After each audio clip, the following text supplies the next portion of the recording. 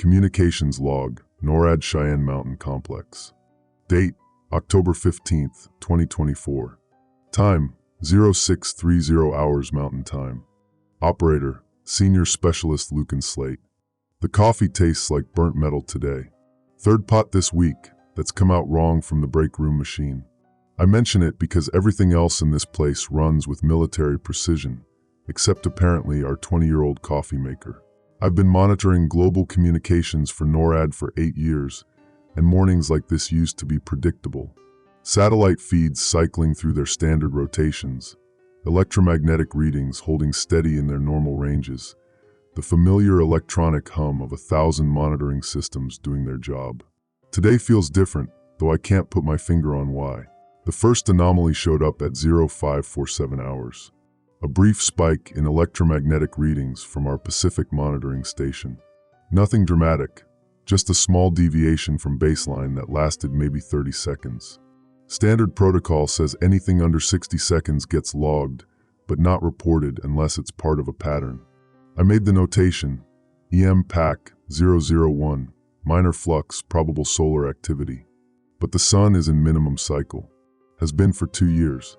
Marlowe stopped by my station around 0615, carrying her ever-present tablet and wearing that expression she gets when she's trying to solve a problem. Marlowe's our lead military engineer, responsible for maintaining the power systems that keep this mountain fortress running. She's also the only person down here who remembers my birthday and brings me actual good coffee from the commissary when she thinks I'm having a rough week.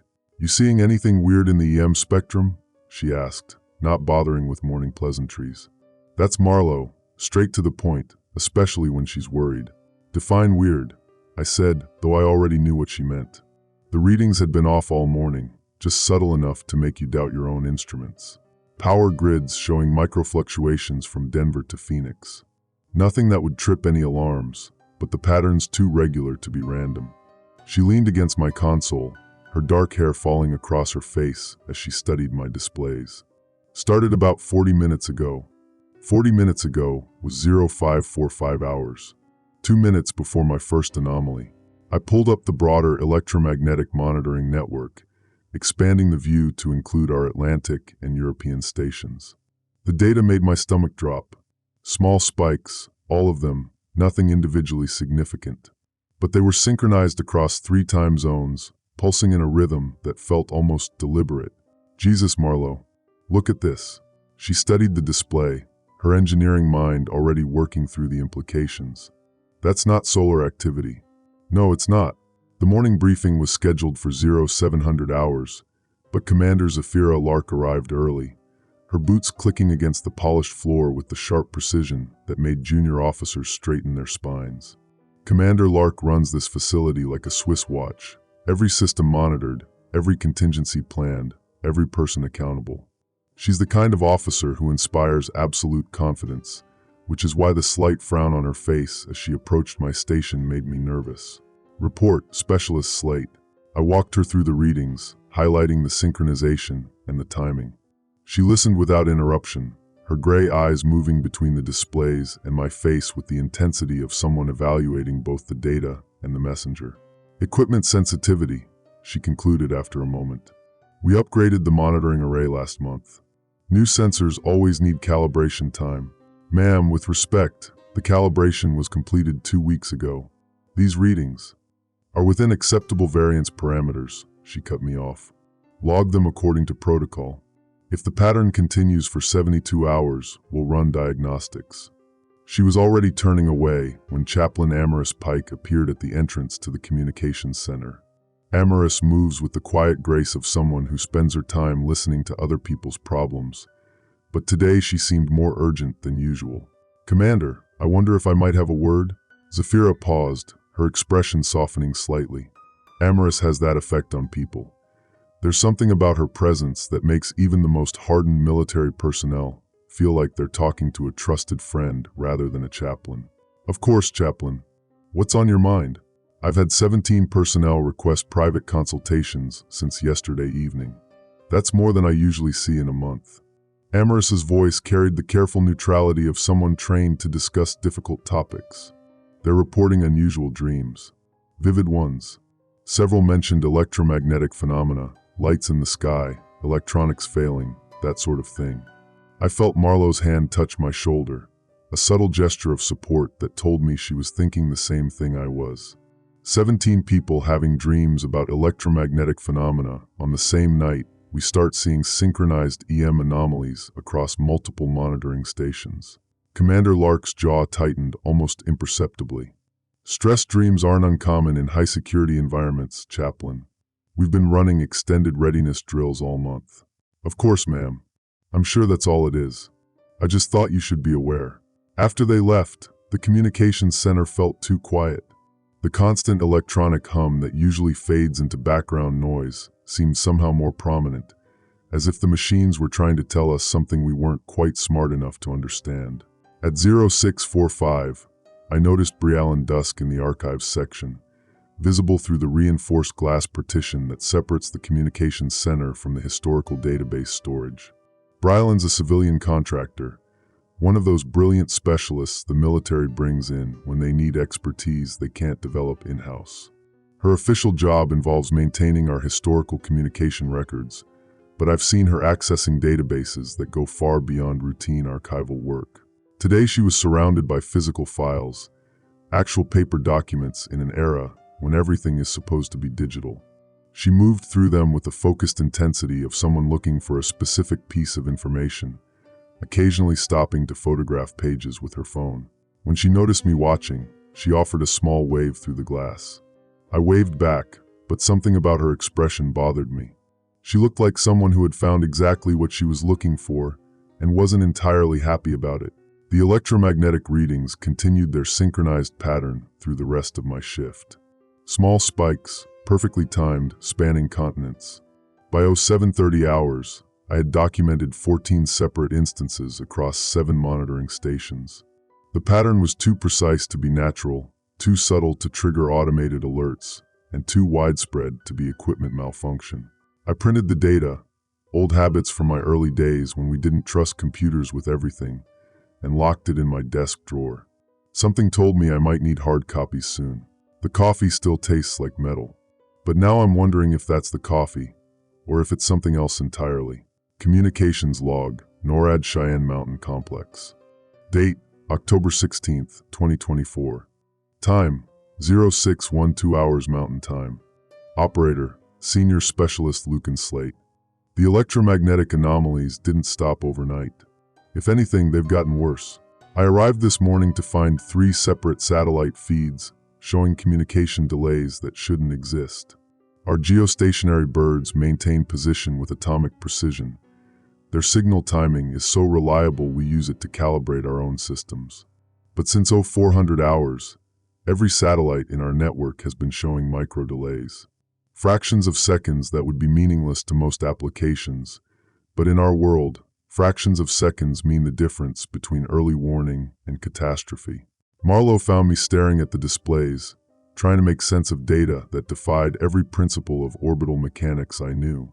"Please tell me you have good news," she said, setting down 2 cups of coffee. Real coffee, not the metallic sludge from the break room machine. Depends on your definition of good news. The satellites are still functional. And the bad news? I gestured at the timing displays. Every single one is experiencing synchronized communication delays. It's like they're all moving through some kind of interference field. Marlowe studied the data with the methodical approach that made her such a good engineer. She understood systems, how they connected, how they failed. This isn't equipment malfunction, Lucan. This is systemic. I know.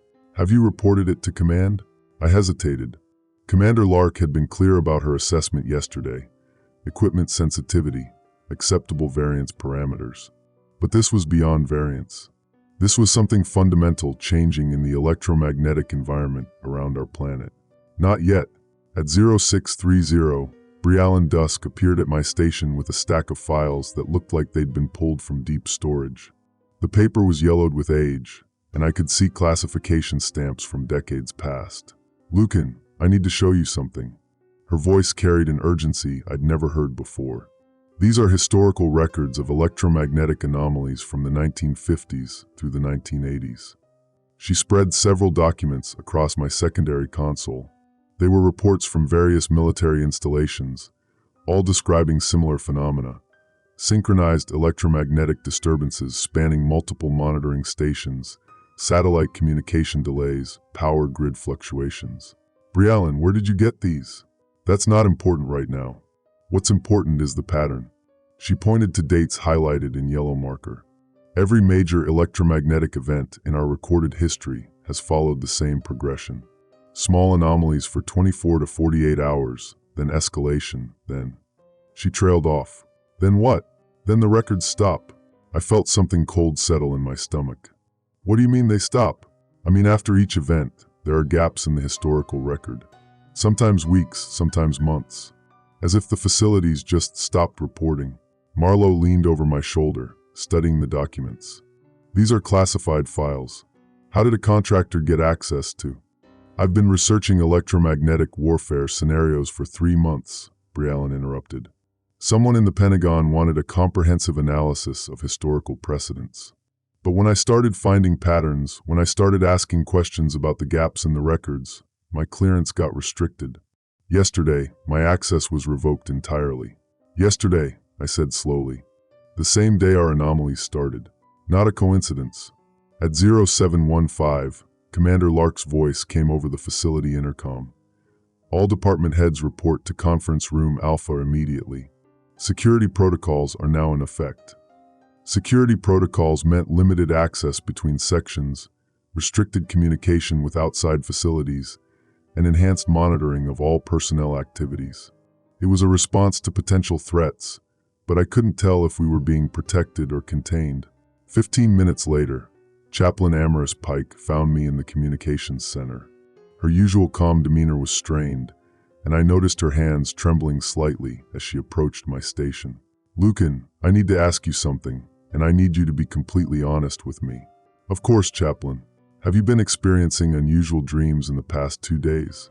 The question caught me off guard. Dreams? Vivid ones. About electromagnetic phenomena, technological failures, communication breakdowns. I stared at her. I had been having strange dreams, but I'd attributed them to stress from the monitoring anomalies. Dreams about static filling the air, about electronic screens going dark one by one, about voices calling through radio static that couldn't quite be understood. How did you know? Her face went pale. Because 37 personnel have reported the same dreams in the past 24 hours. Not similar dreams, Lucan. The same dreams. Identical details, identical sequences, identical voices. That's not possible. I know it's not possible, but it's happening. At 0800 hours, Marlowe returned from the engineering section with news that made everything worse. The power grid fluctuations she detected yesterday weren't limited to the Denver-Phoenix corridor. They were now spanning from Seattle to Miami, synchronized pulses affecting 3 major power grids simultaneously. The power companies are calling it a solar storm, she said, but her tone suggested she didn't believe it any more than I did. Solar activity? That's what they're telling the public. But Lucan, I've run the calculations. The sun doesn't have the output right now to cause this kind of interference. It's like something else is creating an electromagnetic field that encompasses the entire continent. I pulled up the latest readings from our global monitoring network. The synchronized pulses were now visible across 4 continents. Europe, North America, Asia, Australia, all showing the same pattern of electromagnetic disturbance, the same timing, the same inexplicable coordination. Marlowe, look at this. She studied the global display, her engineering mind working through the implications. This isn't natural, and it's not equipment failure. Someone or something is creating a coordinated electromagnetic effect across the entire planet. At 0830, the first communication blackout occurred. It lasted only 30 seconds, but during those 30 seconds, every electronic system in the facility experienced complete signal loss. Radio communications, satellite feeds, internet connectivity, internal communication networks. Everything went silent simultaneously. When the systems came back online, I noticed something that made my hands shake as I typed the incident report. Every digital clock in the communications center showed a different time. Some were minutes fast, others were minutes slow. The atomic clock synchronization that kept our facility running in perfect coordination had been disrupted. Time itself had become unreliable. I looked across the communications center at Briallen, who was photographing more historical documents with urgent intensity. At Marlowe, who was running diagnostics on systems that were behaving in ways that violated the laws of physics. At the global monitoring displays, showing electromagnetic patterns that shouldn't exist. Something was building. Something coordinated, deliberate, and unlike anything in our historical records. The dreams, the synchronized anomalies, the gaps in historical documentation, they were all connected. And we were running out of time to figure out how. Personal note, not for official log. The coffee still tastes like metal. But now I know it's not the coffee machine. It's the air itself. There's something in the electromagnetic environment that's affecting our sense of taste, our dreams, our perception of time. Whatever's coming, it's already here. It's just getting stronger. Entry number 3, NORAD communication log. Date, timestamp corrupted. Analyst, Lucan Slate. Classification, eyes only. The electromagnetic readings aren't making sense. Marlowe found me in the comm center at 0400, couldn't sleep either. The data streams from our satellite network show synchronized anomalies across 17 different monitoring stations. That's not solar activity, that's coordination. Show me the EMP shielding diagnostics again, she said, pulling up a chair beside my workstation. Her hands moved across the secondary console with practiced efficiency, calling up the mountain's protection protocols. Cheyenne Mountain was supposed to be the most electromagnetically hardened facility on Earth. Built to survive direct nuclear strikes, designed to keep America's nuclear command structure functional even in the worst-case scenario. The diagnostic results made my stomach drop. Lucan, look at this. Marlowe's voice carried that particular tension she got when engineering problems turned personal. The shielding integrity is showing green across all sectors, but the power consumption readings are off. Way off. She was right. The Faraday cage systems that protected our electronics were drawing 400% normal power, as if they were working overtime to block something that shouldn't exist. How long has it been like this? I asked, though I dreaded the answer. Since Tuesday. Same day your satellite readings started acting up. Tuesday. 3 days ago. The same day Briallen Dusk had requested access to the historical archives. The same day Chaplain Pike mentioned personnel asking about electromagnetic pulse effects and biblical prophecy. I pulled up Briallen's access logs. The civilian contractor had been granted clearance to research historical atmospheric electromagnetic events for what her supervisor listed as climate impact modeling. Standard stuff, except her search parameters were anything but standard. Solar maximum events 1859, 1921, 1989. Carrington event historical analysis. Pre-industrial electromagnetic anomalies. Religious texts, electromagnetic judgment events. That last search made my palms sweat. I'd never heard of electromagnetic judgment events, but the fact that someone was looking for them in our classified archives suggested they existed.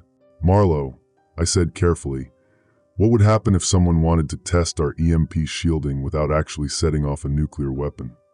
She stopped typing. Theoretically, you'd need to generate a massive electromagnetic pulse at high altitude, something that could simulate the gamma-ray burst from a nuclear detonation without the actual radiation. Could it be done? Not with current technology. You'd need something. She paused, staring at her screen. Wait. Pull up the atmospheric monitoring data from the last week. I switched to the weather tracking systems, overlaying electromagnetic readings with atmospheric pressure, temperature, and humidity data. The pattern that emerged made my throat tight. Jesus Christ, Marlowe whispered. Someone's been ionizing the upper atmosphere. The data showed systematic electromagnetic manipulation occurring at precisely the altitudes where an EMP attack would be most effective. Not random solar activity, deliberate, calculated preparation. We need to brief Commander Lark, I said, reaching for the secure phone. Wait. Marlowe grabbed my wrist. Before we do that, I want to check something. She pulled up the facility's communication logs, cross-referencing outgoing messages with the timing of our electromagnetic anomalies. What she found made the room feel smaller. Every time our readings spiked, someone had been transmitting data off-mountain. Not through official channels, through a backup communication array that most personnel didn't even know existed. Briallen, I said. Briallen, she confirmed. We found her in the archives section, surrounded by documents that definitely weren't related to climate modeling. Historical records of electromagnetic warfare research, theoretical papers on civilizational collapse, religious texts discussing technological judgment. Her clearance badge showed she'd been here for 6 hours straight. "Ms. Dusk," I said, making her jump. "Working late?" She looked up with eyes that held too much knowledge. "Mr. Slate, Ms. Wynne, I was hoping we could talk. About electromagnetic judgment events?" Marlowe asked. Brylan's smile was sad and knowing. "About what's coming. About why you're the ones who need to survive it." She gestured to the documents spread across the table. Maps of global electromagnetic monitoring stations, facility blueprints for underground military installations, communication protocols for isolated command centers. "The test warhead launched from Malmstrom Air Force Base yesterday," she said quietly. "It's not a test anymore. In approximately 14 hours, the United States will experience the most powerful electromagnetic pulse in recorded history." The metallic taste in my mouth intensified. "You're talking about an attack." "I'm talking about judgment," she said, standing up. "The age of technological dependence ends tomorrow. The question is whether humanity survives the transition." Through the ventilation system, I could hear the low hum of generators working harder than they should. The mountain's electromagnetic shielding was already straining against something building in the atmosphere above us. "Why are you telling us this?" Marlowe asked. "Because you're the ones who need to document what comes next." Briallen gathered her documents with practiced efficiency. "Because someone has to witness the end of one world and the beginning of another." She paused at the archive door. "I'd suggest you say goodbye to anyone you love outside this mountain. After tomorrow, you won't be able to reach them." The door closed behind her with a soft click that sounded like a countdown timer starting. Marlowe and I stared at each other across the table of evidence. The electromagnetic readings on my tablet showed the ionospheric disturbance growing stronger. The facility's power consumption continued climbing. And somewhere above us, a weapon that wasn't supposed to exist was preparing to end the world as we knew it. "We have to warn someone," Marlowe said. "Who?" I asked. "And how do we prove any of this?" She was already pulling up the emergency communication protocols, fingers flying across the keyboard. "We try to reach Peterson Air Force Base, Offutt, Strategic Command. Someone has to listen." But even as she typed, I could feel the electromagnetic pressure building in the air around us. The fluorescent lights flickered with increasing frequency. The background hum of electronics grew strained and desperate. Time was running out, and I had the terrible feeling that everyone we might warn was already beyond our reach. The mountain held its breath around us, waiting for Judgment Day to begin. Entry number 4, NORAD emergency log. Date, system error, temporal sync failure.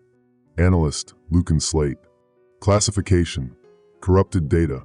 0547 hours, the mountain screamed. Not audibly, electromagnetically. Every sensor in the facility registered the pulse simultaneously. A massive gamma ray burst originating from 400 kilometers directly above Colorado Springs. The electromagnetic signature was unlike anything in our databases. Too focused to be solar. Too powerful to be terrestrial. Too deliberate to be natural. "Holy shit," Marlowe breathed, staring at our engineering readouts. "Lucan, that was..." The lights went out. Emergency power kicked in 3 seconds later, bathing the communications center in hellish red light. But the silence was wrong. The constant electronic hum that had been the mountain's heartbeat for decades was gone. Just gone. All stations, this is NORAD Communications." I spoke into the primary broadcast system. "Report status immediately." "Static." Nothing but static across every frequency. Commander Lark's voice crackled through the internal comms. "Slate, I need a full assessment." What the hell just happened up there? I was already running diagnostics, but the numbers made no sense. "Ma'am, we're showing a Class X electromagnetic pulse event, but our shielding should have." "Should have, soldier. What's our actual status?" Marlowe was frantically checking system after system, her face growing paler with each diagnostic failure. "Commander, we've lost satellite communication completely. Ground-based radio is showing massive interference. And our hardened systems..." She paused, double-checking her readings. "They're failing." "That's impossible," Lark snapped. This facility is rated for direct nuclear EMP. Not for this, I said, watching helplessly as communication arrays went dark one by one. Ma'am, I'm reading cascade failures in systems that were supposed to be completely isolated. Whatever hit us, it's propagating through our infrastructure. Through the facility's internal communication system, I could hear chaos spreading through other sections. Personnel shouting about power failures, system crashes, equipment that was simply dead. Not damaged, dead, as if the electromagnetic pulse had reached inside our Faraday cage and stopped the heart of every electronic device. Sir, came a panicked voice from the radar section. We're showing zero contact with Peterson, Offutt, and Strategic Command. All primary communication nodes are dark. The weight of that statement settled over the command center like a physical presence. NORAD was America's eyes and ears, connected to every major military installation in the country. If we couldn't reach them, either our communications were completely compromised or, "Ma'am," I said carefully, "I recommend we attempt contact with civilian authorities.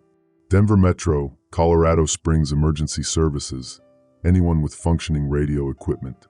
Lark nodded grimly. "Do it." I switched to civilian emergency frequencies, trying every channel I could access. "This is NORAD calling any station, any station. Please respond." Nothing. Not even static. The electromagnetic spectrum was a wasteland. Marlo grabbed my arm. "Lucan, look at this." Her engineering console showed the facility's power grid in real time. What I saw made my stomach drop. The electromagnetic pulse hadn't just knocked out our communications. It was systematically degrading our electrical infrastructure. Power consumption was spiking as damaged systems tried to compensate, while generation capacity was falling as the pulse effects propagated through our shielded power grid. "How long before we lose main power?" I asked. "At this rate? 6 hours. Maybe 8 if we start shutting down non-essential systems." "Define non-essential," Commander Lark said, appearing behind us with the grim expression of someone who'd just realized the mountain's protection was an illusion. "Heating, hot water, food service, recreational facilities," Marlo rattled off. "But that's just buying time. The real problem is that the pulse seems to have created some kind of feedback loop in our electrical systems. Even our backup generators are showing stress indicators." Through the facility's intercom, Chaplain Pike's voice echoed. "All personnel seeking spiritual guidance, please report to Chapel Section B. We will be holding continuous prayer services until further notice." The fact that Pike was making announcements meant personnel were already requesting them. In massive numbers. "Commander," I said, "I need to know about our families. Our people outside the mountain." Lark's expression was answer enough, but she spoke anyway. If the pulse was strong enough to penetrate our shielding, then everything in the affected area. She didn't finish the sentence. She didn't need to. I thought about my sister in Denver, my parents in Pueblo. About Marlo's boyfriend who worked at the airport. About every person we'd ever known who lived in a world that depended on electricity for survival. "How big is the affected area?" Marlo asked quietly. I pulled up the atmospheric monitoring data from the moments before the pulse. The electromagnetic signature suggested a burst radius of approximately 2,000 kilometers. "Ma'am, based on altitude and intensity readings, I estimate the pulse affected most of the continental United States." The command center fell silent, except for the labored breathing of overtaxed life support systems. "Jesus," someone whispered. "No," Commander Lark said with the voice of someone who just realized they were witnessing the end of the world. "This is Judgment Day." Outside, through the mountain's reinforced walls, 300 million Americans were learning what life was like without electricity, without communication, without transportation, without any of the systems that kept modern civilization running. And we were locked inside a metal box, listening to our own technology die around us. The mountain itself seemed to be holding its breath, waiting to see which would fail first, our power systems or our sanity. I had the terrible feeling we were about to find out. Communication log, NORAD Deep Complex. Operator, Lucan Slate. Date, timestamp error. Status, critical systems failure.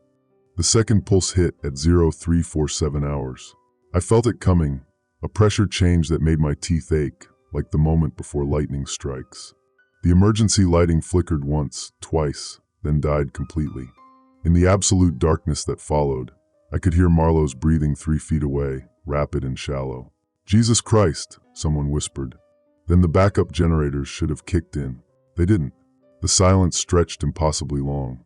No hum of air circulation, no electronic buzz, no digital displays painting the walls in their familiar blue glow. For the first time in my 15 years at NORAD, I was experiencing true electronic death. Emergency lighting should be on battery backup, Marlowe said, her voice tight with professional concern. Independent of main power grid. I fumbled for the chemical light sticks in my desk drawer, muscle memory guiding my hands in the dark. The crack of the activator seemed loud as a gunshot, and the green glow revealed faces I barely recognized, colleagues transformed by fear and disbelief. Commander Lark's voice cut through the murmur of rising panic. Sound off by stations. I want a full systems assessment in 10 minutes. But as reports came back, the picture became clear. Not just failure, complete technological death.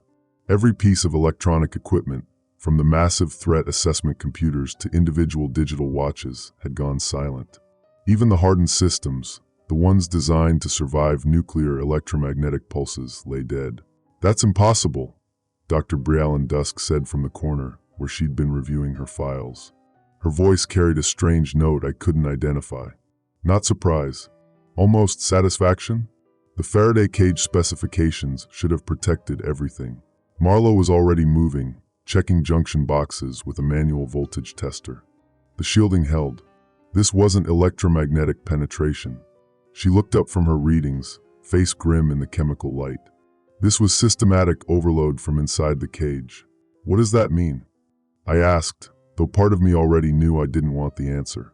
It means, Brialyn said, standing and brushing dust from her contractor's badge, that someone wanted to make very sure we experienced the full effect.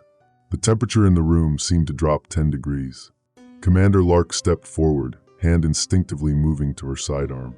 Explain. Now. Brialyn reached into her briefcase, slowly, carefully, and withdrew a thick manila folder. Operation Judgment Day. Classified above your clearance level, Commander, but circumstances have changed. She opened the folder, revealing pages of handwritten documents and analog photographs. What you experienced wasn't an attack. It was an activation. My mouth tasted like copper pennies. Activation of what? The reset protocol. Brialyn's eyes reflected the chemical light like a cat's. 97 strategic EMP devices, positioned at calculated intervals across the globe, triggered simultaneously to eliminate technological infrastructure while preserving select populations in hardened facilities. The words hit like physical blows. I found myself gripping the edge of my console, knuckles white. You're talking about genocide. I'm talking about salvation. Brialyn's voice carried the fervor of absolute conviction. Humanity became dependent on systems that made us weak, vulnerable, spiritually bankrupt. The Judgment Day Protocol returns us to natural law, divine order. Commander Lark drew her weapon. You're under arrest for. The sound that interrupted her wasn't quite mechanical, wasn't quite organic. A deep, thrumming vibration that seemed to come from the mountain itself. Then, with the finality of a tomb ceiling, the blast doors began to close. Automated lockdown, Marlowe said, understanding immediately. Triggered by the EMP event. Those doors weigh 40 tons each. The thrumming grew louder as massive hydraulic systems, apparently shielded by different specifications than our communications equipment, engaged their closing sequence. We had perhaps 90 seconds before the facility sealed completely. Emergency override, Commander Lark shouted, but I was already at the manual controls, spinning wheels that felt like they hadn't moved in decades. Nothing. The override systems were electronic, as dead as everything else. There's another way, Chaplain Pike said quietly from near the blast door. She'd been so silent I'd almost forgotten she was there. The emergency exit tunnels. But they'll seal automatically in. She checked an analog watch. 68 seconds. Brialyn stepped between us and the exit. You don't understand. You're not prisoners. You're chosen. This facility has supplies for 18 months, air recycling for 24. You'll be the seed of the new world. Get out of the way, Marlowe snarled, but Brialyn held up a small device, analog, mechanical, like an old-fashioned stopwatch. Dead man's switch, she said calmly. Release of pressurized gas into the air recycling system. Sedative not lethal. You'll wake up in 12 hours, and by then you'll have had time to accept your role. The blast doors were 3/4 closed now, the gap narrowing like a closing eye. Through it, I could see the outer corridor, the path to surface access, to Marlowe's family in Colorado Springs, to the world above that might still be salvageable. Commander Lark raised her weapon. "Drop it!" 30 seconds, Pike said, her voice steady as a prayer. That's when I understood. The weight of the mountain above us, millions of tons of granite, suddenly felt personal. We weren't just underground, we were buried. The surface world, whatever remained of it, was already lost to us. But the choice of who we became down here, that was still ours. I looked at Marlowe, saw my own desperate calculation reflected in her eyes. We could rush Briallen, risk the gas, maybe reach the tunnels. Or we could accept that Judgment Day had already come and focus on surviving what came after. The blast doors sealed with a sound like the world ending. In the green glow of chemical light, surrounded by the corpses of our technology, we faced the first truth of our new existence. We weren't the victims of Judgment Day. We were its witnesses, and Briallen Dusk had made sure we'd live to see what came next. Log corrupted, electronic systems non-functional.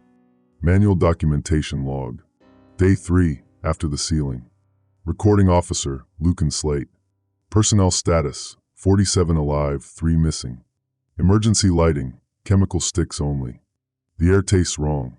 3 days sealed in this tomb, and I can feel the staleness settling in our lungs like sediment. The recycling systems are dead, same as everything else electronic, which means we're breathing the same 47 exhalations over and over again. Marlowe calculated we have maybe 2 weeks before carbon dioxide buildup becomes critical. If we're lucky, the personnel have self-sorted into 3 groups, like survivors of a shipwreck claiming different sections of the hull. Commander Lark's body lies in the communications center, covered by a tactical blanket. Heart attack during the second night, brought on by the stress of command without communication. No medical equipment to save her. No way to even confirm the cause of death. Now the groups eye each other across the darkness between chemical light stations. The diggers cluster around the main blast door, led by Master Sergeant Torres from base security. They've been working in shifts for 60 hours straight, trying to find a manual way to open 40 tons of sealed steel. Their hands are bloody, their voices hoarse from shouting commands in the echoing chamber. They believe salvation lies in the surface world, if they can just reach it. The Nesters have claimed the supply areas, with Briallen Dusk as their unofficial leader. They inventory everything: MREs, water purification tablets, medical supplies, ammunition. They've accepted that this is home now, and they're making the best of it. They speak in hushed tones about the new world and divine providence. The Seekers follow Chaplain Pike through the facilities in used sections, looking for forgotten exits, hidden supplies, alternative power sources. They carry the only working equipment we have left: analog compasses, mechanical watches, hand-crank radios that pick up nothing but static. They haven't given up hope of communication with the outside world. I don't belong to any group. Neither does Marlowe. Lucan. Her voice carries across the communications center, barely audible. She's been working by candlelight, actual wax candles from the chapel, trying to restore some kind of power using purely mechanical principles. Come look at this. I make my way through the darkness, past sleeping bodies and quiet conversations. The facility feels different now, bigger somehow. Without the constant hum of electronics, every footstep echoes, every whisper carries. We're learning to live in acoustic space instead of digital space. Marlowe has stripped copper wire from dead circuits, fashioned crude terminals from canteen cups and salt water. Basic galvanic cell, she explains, pointing to her improvised battery. Should give us enough power for a few hours of minimal lighting. How minimal? 1 LED bulb. Maybe 2 if we're careful. I watch her work, marveling at the steady competence of her hands. 3 days ago, she was monitoring continental power grids. Now she's rebuilding electricity from scratch, like some post-apocalyptic Edison. The Nesters found something, she says without looking up from her work. Hidden cache behind the auxiliary storage. Briallen knew exactly where to look. Supplies? More than supplies. Marlowe's voice drops to a whisper. Sealed containers with manufacturing dates from next month. Next year. Like they've been planning this for. She trails off, but I understand. The preparation for Judgment Day goes back further than we imagined. A commotion from the main chamber interrupts our conversation. Voices raised in argument, the sound of someone being shoved. I grab a chemical light and follow the noise. The three groups have converged near the blast door, their invisible boundaries crossed by necessity. Master Sergeant Torres stands in the center, holding something that gleams in the green light. Manual override key, he announces, his voice thick with exhaustion and hope. Found it in the commander's personal effects. Brass override for the blast door hydraulics. The nesters shift uneasily. Briallen steps forward, her contractor's badge catching the light. Sergeant, you need to think about this carefully. The surface world is gone. Electromagnetic pulse doesn't just kill electronics. It kills vehicles, aircraft, medical equipment, water treatment plants. You'll be walking into a graveyard. Better than dying in a cave, Torres shoots back. We've got families up there. Responsibilities. You have responsibilities here, Chaplain Pike says quietly. She's appeared at the edge of the group like a ghost, carrying one of her hand-crank radios. To the living, to the future. She pauses, looking around at all of us. To each other. Pretty words, Torres says, but his grip on the override key tightens. But my wife is in Colorado Springs. My kids are in school. Electronic pulse or no electronic pulse, I'm not abandoning them. They're already dead, Briallen says with brutal certainty. The pulse radius was calculated for maximum civilian casualties. Urban centers, schools, hospitals, anywhere that depended on electronic medical equipment, traffic control, communication systems. The death toll was intended to be. Torres moves faster than I expect, grabbing Briallen by the shoulders and slamming her against the blast door. Intended by who? Who gave you the right to decide who lives and dies? God, Briallen says simply. Through his faithful servants. The silence that follows is more terrifying than any argument. In the green chemical light, I can see the faces around me processing this, the confirmation that Judgment Day wasn't a natural disaster or foreign attack. It was deliberate, planned, executed by people who believed they were saving humanity by destroying it. How many? Marlowe asks, her voice barely audible. Facilities like this? 47 worldwide. Seed populations totaling approximately 3,000 individuals.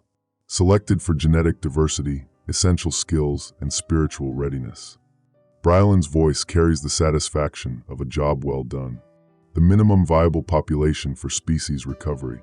And everyone else? Everyone else was already lost. Technology made them dependent, weak, spiritually bankrupt. We simply accelerated the natural correction. Torres releases her, stepping back like he's been burned. The override key trembles in his hand. 3,000, out of 8 billion. Noah's Ark, Pike whispers. Except you decided who deserved to drown. I find myself thinking about the weight of the mountain above us, millions of tons of granite pressing down. But that's nothing compared to the weight of what we've just learned. We're not survivors of a catastrophe. We're the chosen remnants of a genocide. The key, Briallen says, straightening her contractor's badge. You can use it if you want, but you'll find that the surface world is exactly what we designed it to be. Dead, waiting for us to rebuild it correctly. Torres looks around the circle of faces, seeking support, finding only exhaustion and horror. Finally, he tosses the override key to the floor. It lands with a metallic ring that echoes in the darkness. Screw it, he says. Screw all of it. As the groups disperse back to their claimed territories, I stay behind with Marlowe and the dropped key. In the dying light of the chemical stick, it looks like a small, brass accusation. We could try it, Marlowe says quietly. See what's really up there. I think about her family in Colorado Springs. About my sister in Denver. About the world we knew. The one that might still exist despite Briallen's certainty. But I also think about the hidden supplies dated from the future, the careful selection of personnel, the 18 months of food and water that suggest this facility was designed for exactly this scenario. Not yet, I say, picking up the key. But we keep it, just in case. In the darkness between chemical light stations, 44 people try to sleep in a world that was murdered to save it, and we're the witnesses they wanted to preserve. Day 4 after. Note, Marlowe's battery experiment successful. 2 hours of LED lighting achieved. Personnel status, 47 alive, increasing factional tension. Key secured in personal effects. Decision pending, open the door or accept the tomb. Day 12, personal log. Lucan Slate, communications specialist. Cheyenne Mountain Complex. I'm writing this by candlelight. Real candlelight, not the chemical sticks we've been hoarding like gold coins. Amaris had them in her chaplain supplies. She said they were for memorial services. We've had plenty of those lately. The air tastes different now. Thicker. Marlowe says it's the CO2 buildup from the ventilation failure, but I think it's the weight of everything we've lost pressing down on us. The mountain feels heavier every day, like it's slowly crushing the life out of what's left of us. Commander Lark, Zafira, died this morning. I keep writing that sentence over and over, but it doesn't feel real. She was supposed to be the one who knew what to do. Military training, crisis management, all those protocols drilled into her until they became instinct. But there's no protocol for manually cranking open blast doors designed to withstand nuclear assault. The mechanism seized halfway through. Some kind of mechanical failure in the gearing system. Marlowe could explain the engineering, but the result was simple enough. Zafira was caught between 2 tons of reinforced steel when the manual override gave out. The grinding sound it made, metallic screaming that echoed through the entire complex. By the time we pried her free, her chest was crushed beyond anything our medical supplies could handle. She lived long enough to grab my shirt and pull me close. Her breath smelled like copper and desperation. "The surface," she whispered. "Someone has to witness." Then she was gone, and I was holding a dead woman's hand in a tomb 2,000 feet underground. That was 8 hours ago. The smell is starting to get noticeable. Day 12 later. I had to stop writing. Marlowe was screaming. Not at me, though it felt like it. She was screaming at the walls, at the darkness, at the situation that's turned us all into animals fighting over scraps. We had our first real fight today. Not disagreement or stress bickering, but the kind of fight that breaks something fundamental between two people. It started over water rations. Stupid, really. We discovered that Briallen had been hoarding medical supplies, including 4 fluids that could supplement our drinking water. Marlowe wanted to confront her immediately, redistribute everything equally. I wanted to be more careful, find out what else she might be hiding before we showed our hand. "She's been lying to us since day one," Marlowe said, her voice carrying that dangerous edge I'd never heard before. "About the EMP, about the supplies, about everything. And you want to play politics?" "I want to survive," I said. "If we move too fast." "Survive?" She laughed, but there was no humor in it. Just hysteria barely held in check. "Look around, Lucan. We're not surviving. We're dying slowly in a decorated coffin." That's when she told me about the calculations she'd been running. Power consumption versus remaining fuel for our minimal lighting. Oxygen recycling efficiency with the ventilation systems failing. Food supplies versus caloric needs. 6 weeks, she said. Maybe 8 if we cut rations to starvation levels. That's what we're fighting over. 6 weeks of suffering before we die anyway. I tried to hold her, but she pulled away. The space between us felt cold and wide, like the mountain itself had pushed us apart. "You don't get it," she said. "I can fix things. I've always been able to fix things. But I can't fix this. I can't fix dead satellites or fried circuits, or the fact that everyone we ever knew on the surface is probably dead. I can't fix the fact that we're trapped in here with a woman who helped orchestrate the end of the world." When she looked at me, her eyes were wild. "Desperate. I need to get out of here, Lucan. I need to try, even if it kills me." That's when I realized we weren't having a fight about water rations or Briallen's lies. We were having a fight about hope. Marlowe still had some left, and it was burning her alive from the inside. Day 12 late. Something happened with Amaris's prayer group tonight. Something bad. I found them in what used to be the cafeteria, arranged in a circle around a dozen of those memorial candles. The light flickered across their faces, making them look like medieval saints in some religious painting. But saints don't usually have that glazed, fevered look in their eyes. Amaris was in the center, reading from a leather-bound Bible that looked older than the mountain itself. Not the standard military-issue chaplain's Bible, something personal, family heirloom maybe. The pages were yellow and soft, like skin. "And he opened the bottomless pit," she was reading, "and there arose a smoke out of the pit, as the smoke of a great furnace, and the sun and the air were darkened by reason of the smoke of the pit. The others were swaying slightly, humming something low and harmonic that made the candle flames dance. There were maybe 15 people in the circle, nearly half of our remaining population. I started to back away, but Amaris looked up and saw me. "Brother Lucan," she said, and her voice had a quality I'd never heard before. Serene but urgent, like she was delivering news of someone's death. "Come join us. We're discussing the mathematics of salvation." "Mathematics? 15 souls," said Peterson, one of the tech specialists. His face was streaked with tears, but he was smiling. 15 souls to carry the message forward. But the vessel is failing.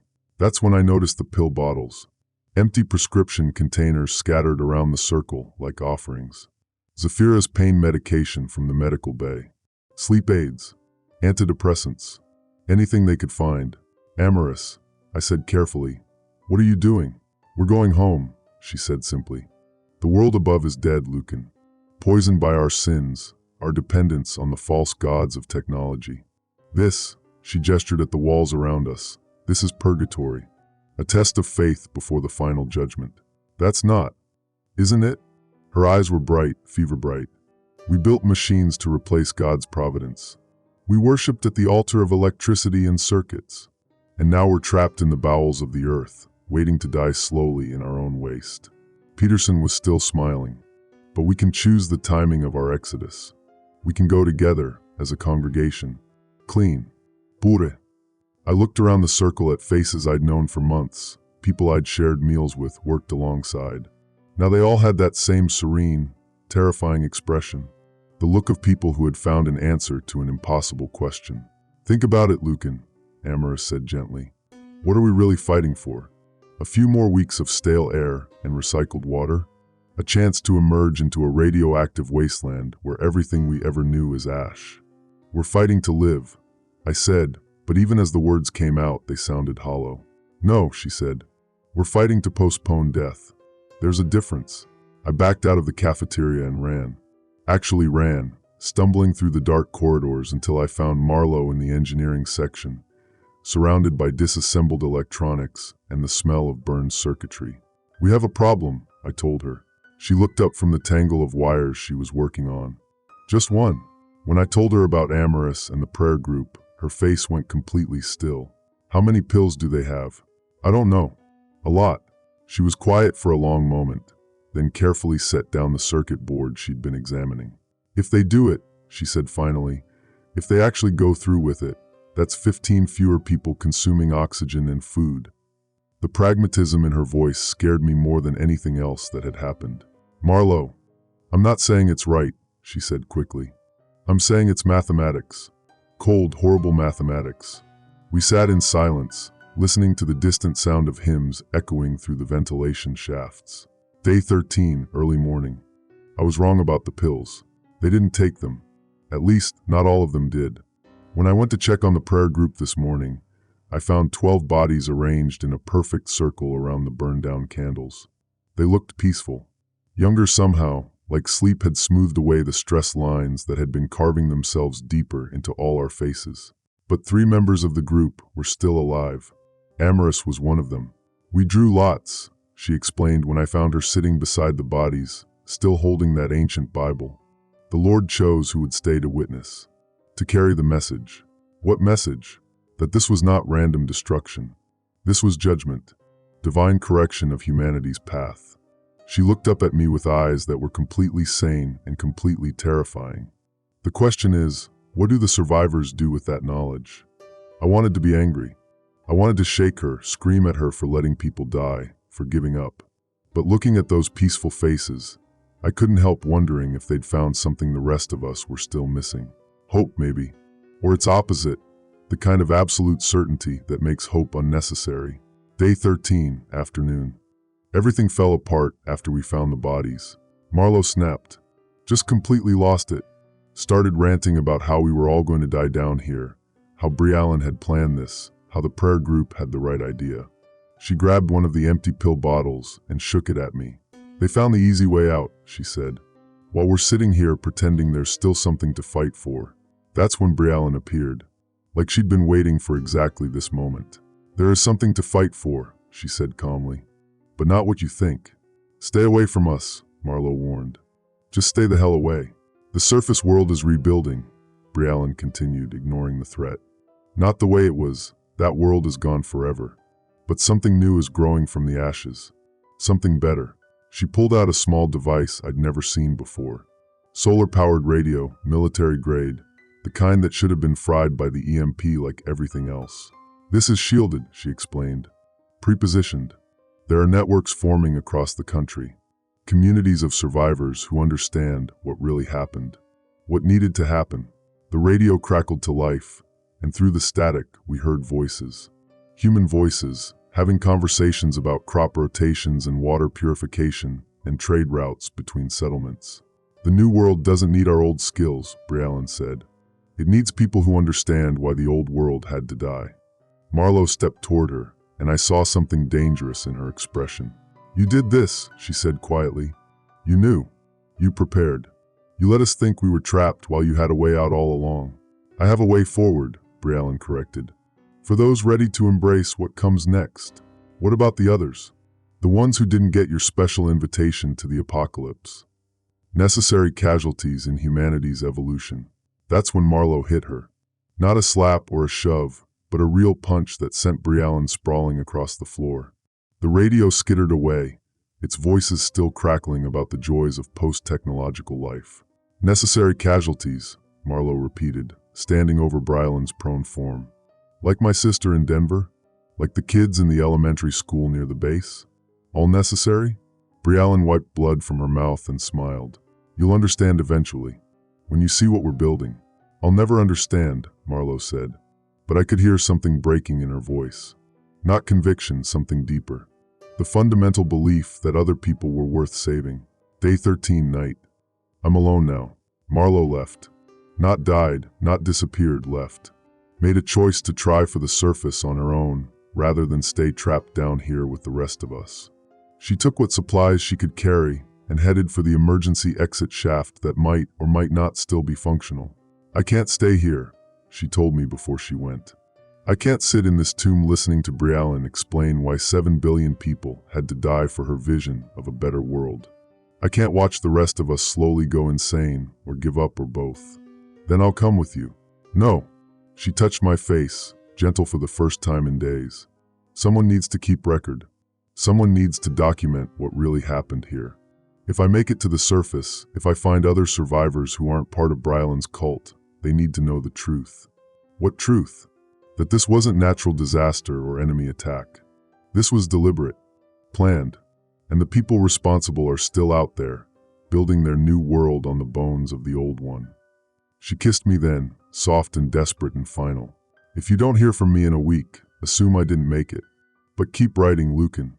Keep witness. The emergency shaft seal closed behind her with a sound like a coffin lid. I've been listening at the door for hours, but there's only silence. 26 people came into this mountain when the world ended. 12 died in the first week from various causes. 12 more died tonight by their own choice. Marlowe is gone, status unknown. That leaves Briallen, Amaris, and me. 3 people to carry forward whatever lesson this nightmare is supposed to teach. I keep thinking about what Zafira said before she died. Someone has to witness. But witness to what? The end of the world? The beginning of a new one? The moment when humanity chose to destroy itself rather than face its problems? Or maybe just this, the moment when everything we thought we knew about survival and hope and human nature proved to be completely wrong. The candles are burning low, and I don't have many left. When they're gone, I'll be writing in complete darkness, if I'm writing at all. But I'll keep writing as long as I can. For Marlowe, wherever she is. For the 12 people who found their own kind of peace.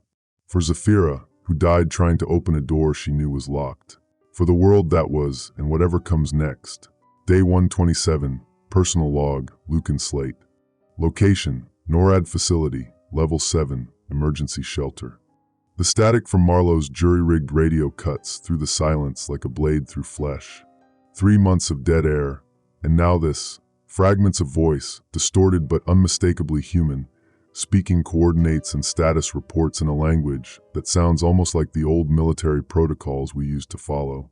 Sanctuary 7 operational, population stable at 212. Agricultural yield exceeding projections by 15%.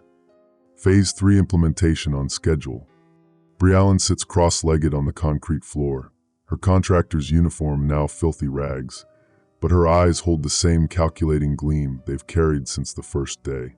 She's been waiting for this moment, I realize, waiting for us to hear the voices from the other tombs.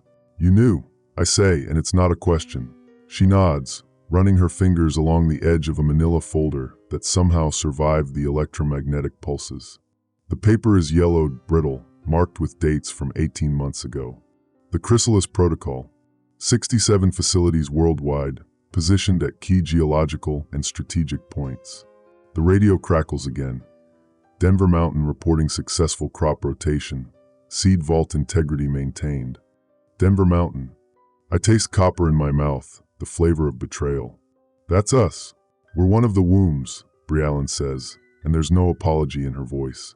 Cheyenne, Raven Rock, Mount Weather, Sidar, all of them. Underground cities designed to preserve specific populations through the electromagnetic cleansing. Amaris emerges from the shadows where she's been tending to the survivors of her failed mass suicide attempt. 3 months underground have hollowed her cheeks, but her chaplain's collar still catches what little light our chemical illumination provides. Cleansing, she repeats, and her voice carries the weight of theological interpretation. That's what you call the murder of 8 billion people. Brialyn's laugh is dry as recycled air. Murder? We saved the human race from its own addiction. Do you remember what the world was like before? Everyone staring at screens, dependent on machines for every thought, every connection, every basic survival need. We were no longer human, we were parasites on our own technology. The radio hisses and another voice breaks through. Stockholm Deep reports successful breeding program. Second generation showing enhanced immunity to electromagnetic interference. My stomach turns. Breeding program. Natural selection. Brialyn stands, pacing to the wall where Marlowe's technical diagrams are taped, hand-drawn schematics of our failing life support systems. The weak died in the pulse. The dependent died in the aftermath. What survived were the strong, the adaptable, the ones who could remember what it meant to be human without silicon assistance. I think of Zafira, crushed under the blast door she died trying to open. Of the 16 people who didn't survive the first month. Of Marlowe, somewhere in the facility's deeper levels, trying to coax a few more weeks from our dying air recyclers with nothing but mechanical knowledge and raw determination. You killed them, I whisper. They killed themselves. Brialyn pulls out another document, this one showing a map of the world with red dots marking pulse detonation points. Every nuclear power had the capability. We just convinced them it was necessary. Solar maximum, they called it. Natural electromagnetic disaster requiring defensive measures. The radio speaks again. Request permission to initiate surface contact protocols. Population ready for emergence. Amaris moves closer to the radio, her hand hovering over the transmission switch. How many, she asks. How many sites are responding? Brialyn counts on her fingers like a child reciting multiplication tables. 43 confirmed operational. 12 went dark, equipment failure or psychological breakdown. The rest? She shrugs. Darwin in action. 28,000 people, I calculate aloud. That's what you preserved. 28,000 out of 8 billion. 28,000 who can rebuild correctly. Brialyn's eyes burn with fervor that makes my skin crawl. No internet addiction. No social media psychosis. No dependence on systems they don't understand. 28,000 humans who remember how to grow food, fix machines with their hands, talk to each other without screens. The radio crackles.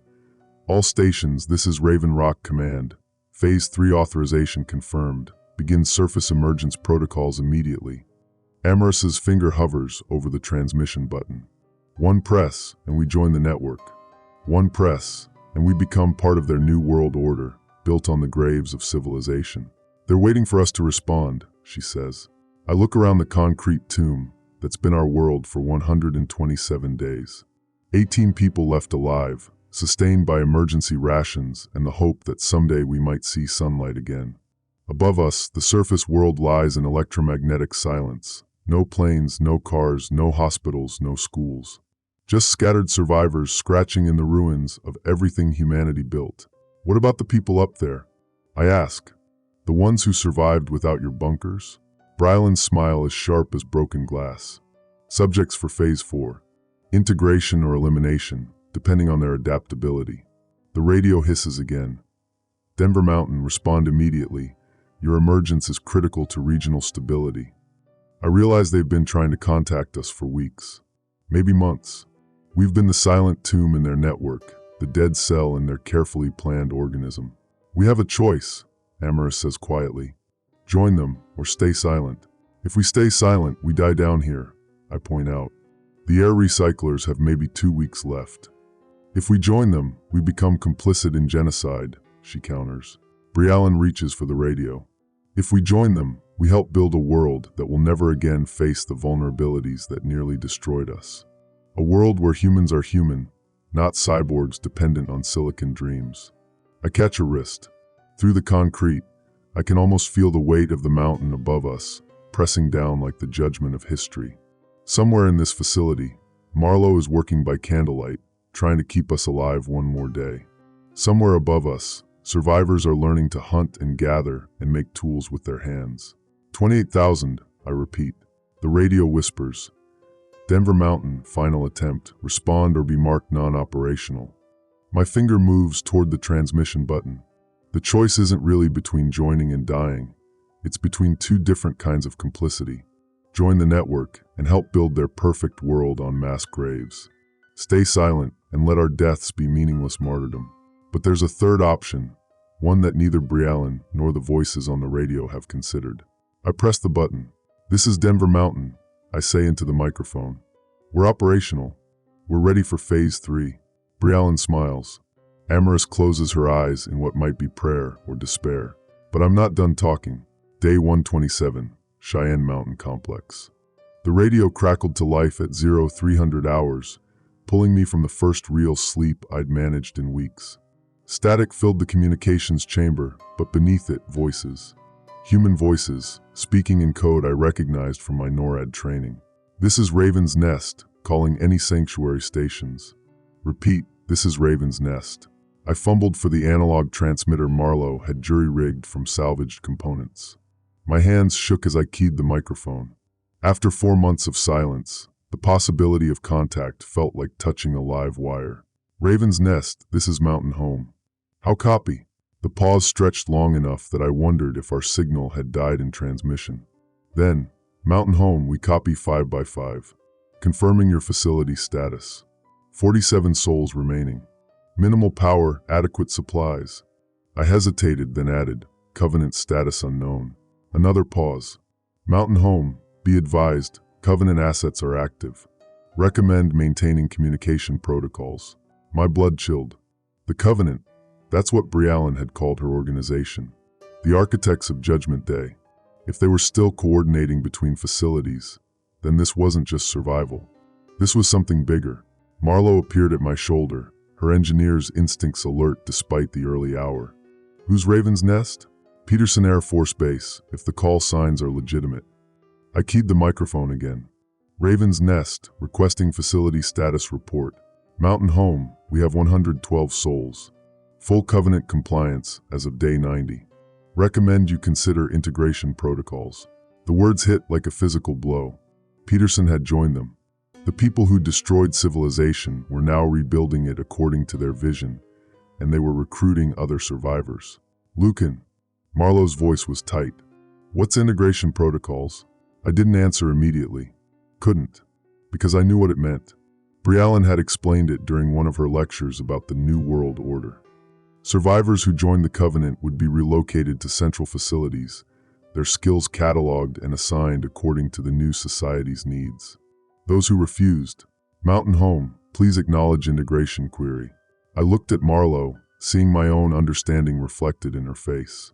We'd survived the collapse, endured the deaths of our friends, watched our world end, only to discover that the ending had been scripted.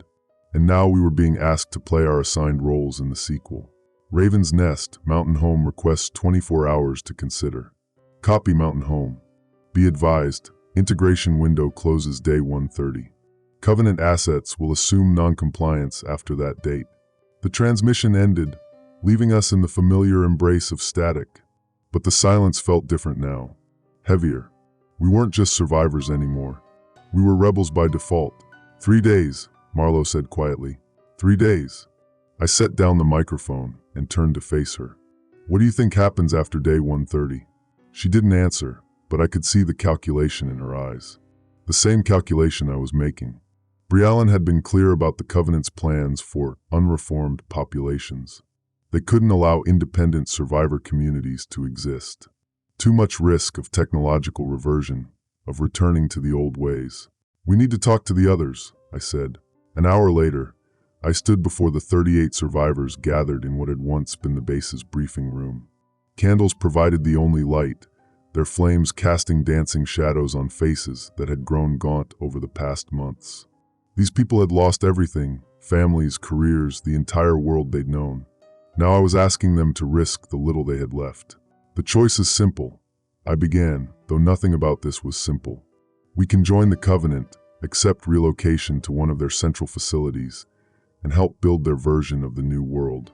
Or we can refuse, maintain our independence, and accept the consequences. Amaris Pike raised her hand. The chaplain had aged decades in the past 4 months, her hair gone completely gray, but her eyes still held the same quiet strength that had held our community together. What exactly are these consequences, Lucan? I looked around the room, meeting each pair of eyes. These people deserve the truth.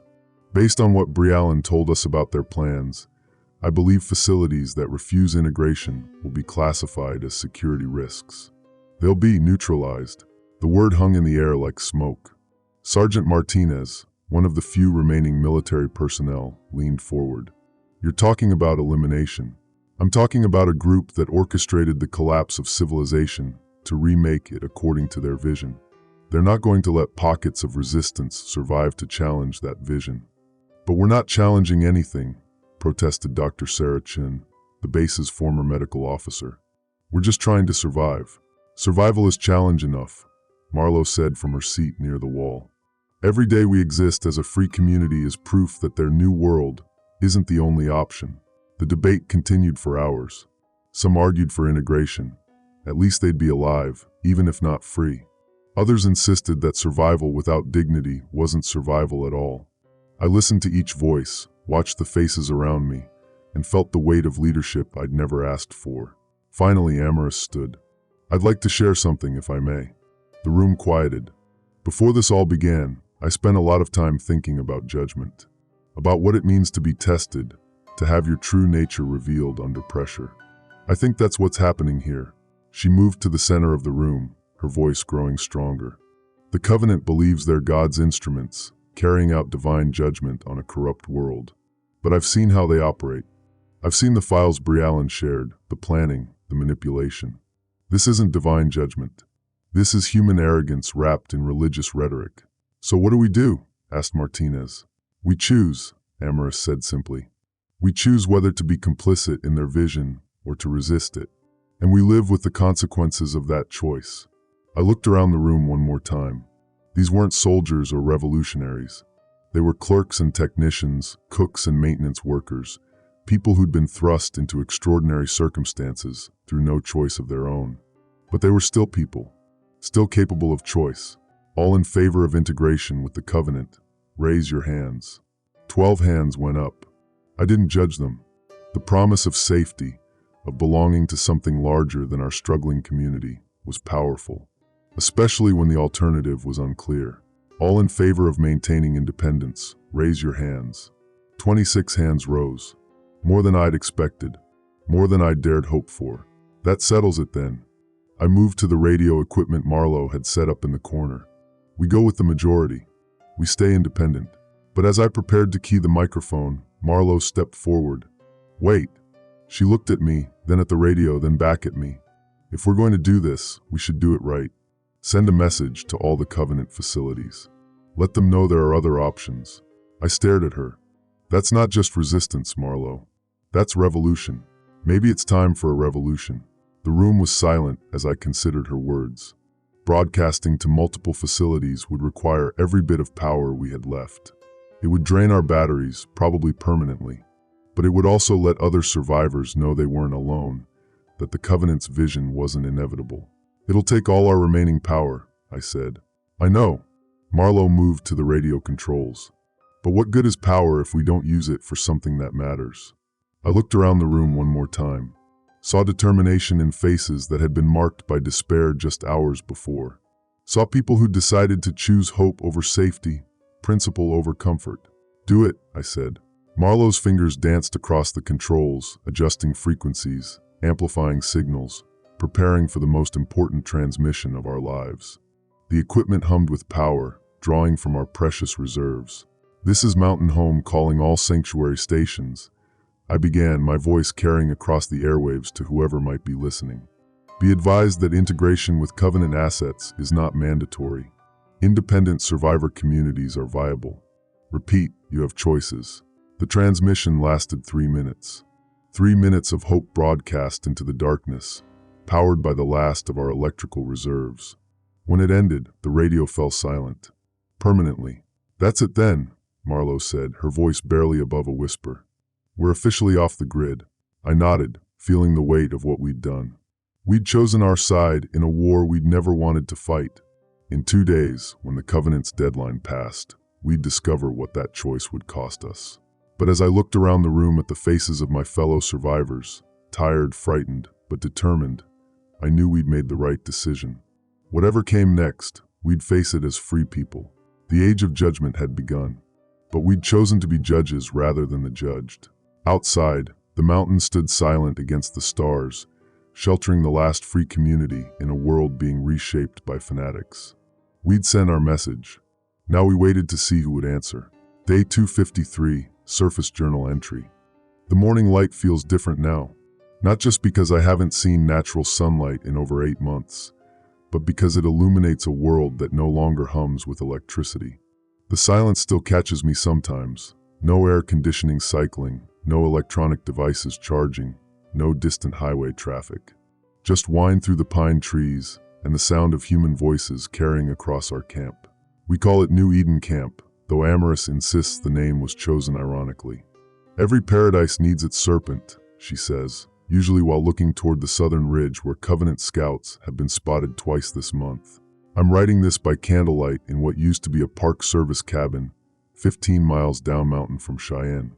My handwriting has improved considerably since day 130, when we finally abandoned the complex. Had to. The Covenant kept their word about non-compliance consequences, but their neutralization attempt was more clumsy than we'd expected.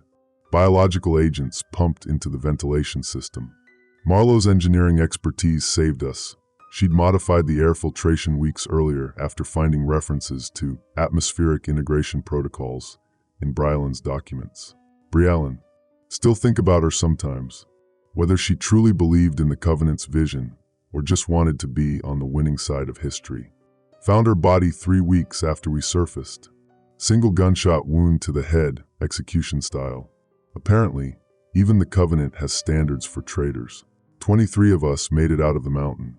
15 are still here at New Eden. The others, some joined the Covenant after all, trading freedom for safety. Can't blame them. This life isn't easy, but it's ours. Day 267. Martinez rigged a water wheel yesterday using parts salvaged from an abandoned auto shop. The thing actually works, generating enough mechanical power to run Dr. Chen's improvised medical equipment. Amazing what humans can accomplish when they remember how to build things that don't need silicon chips. Had contact with another independent community today. Radio hobbyist named Frank Peterson, no relation to Peterson Air Force Base, broadcasting from somewhere in Nevada. His group calls themselves the Static Walkers, survivors who move between abandoned settlements, trading skills and information.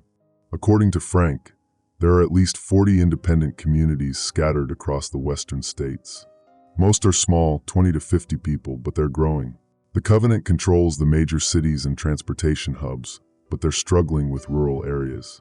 Turns out their vision of centralized authority doesn't work as well when people can just walk away and disappear into the wilderness. Frank also brought news about the outside world. Global casualties from the EMP cascade were lower than the Covenant projected, maybe 30% of the population. But the social collapse was exactly what they'd planned. No internet, no cell networks, no electronic banking. Within 6 months, most governments had either collapsed or been absorbed into regional covenant administrations. The interesting part, resistance is growing. Not military resistance, there aren't enough functioning weapons for that, but cultural resistance. Communities that refuse integration, people who remember how to live without constant electronic mediation. The covenant calls us regressives. We prefer human. Day 301. Marlo and I were married today. Amaris performed the ceremony under the big pine that overlooks the valley. No electronic music, no photographers, no social media posts to announce it to the world. Just two people making promises witnessed by friends who've become family. Strange how the end of the world clarified what actually matters.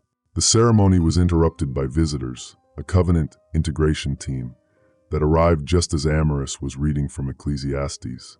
6 people in matching gray uniforms, led by a young woman who introduced herself as Regional Coordinator Nash.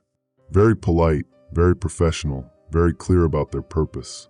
The integration window for this settlement has been extended due to your technical skills, she told me, consulting a tablet that somehow still functioned despite the EMP.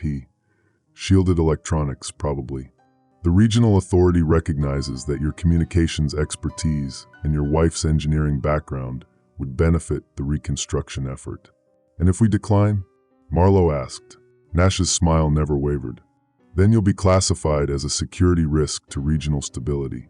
Standard protocols apply, which are relocation to a monitored settlement, restrictions on movement and communication, mandatory participation in re-education programs. She paused. Of course, compliance would be voluntary. I almost laughed. Voluntary compliance. The covenant had mastered the art of offering choices that weren't really choices. We'll need time to consider, I said. Of course.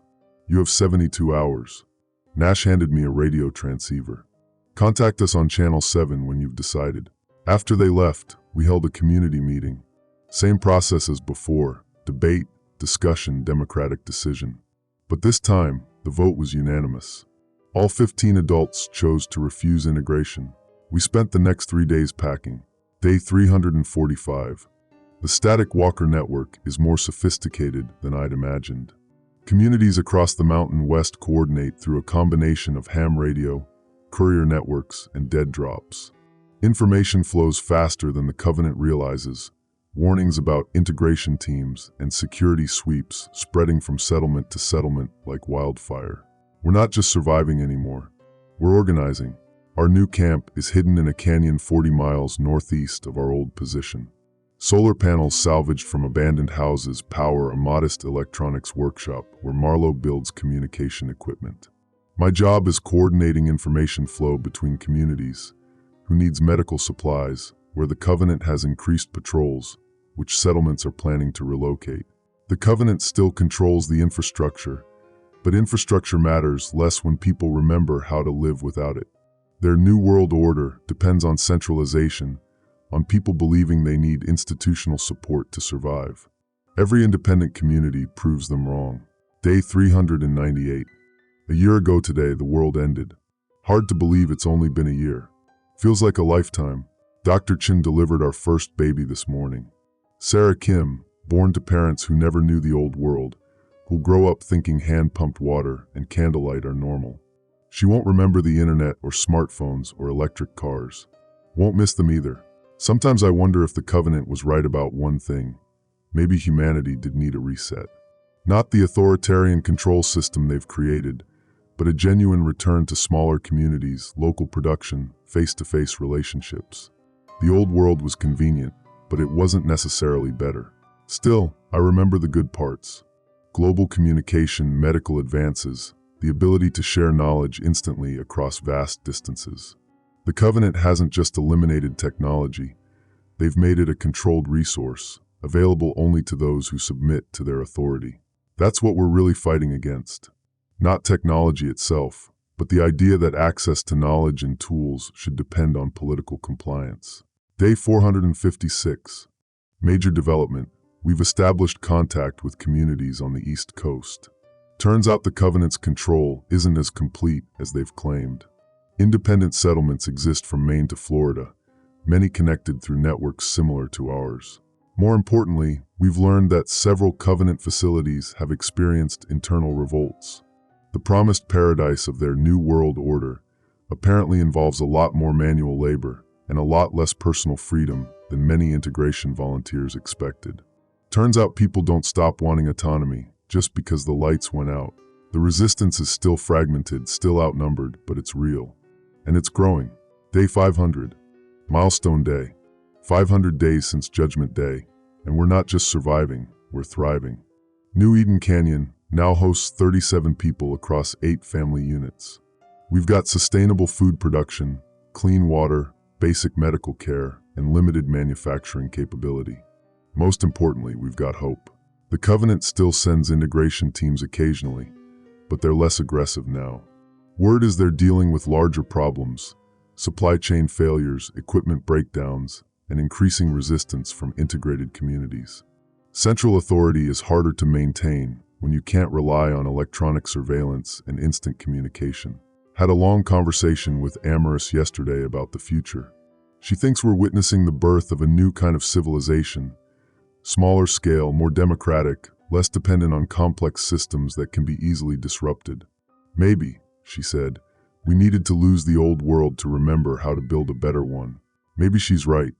The world we're creating isn't the one we lost, but it's ours in a way the old world never was.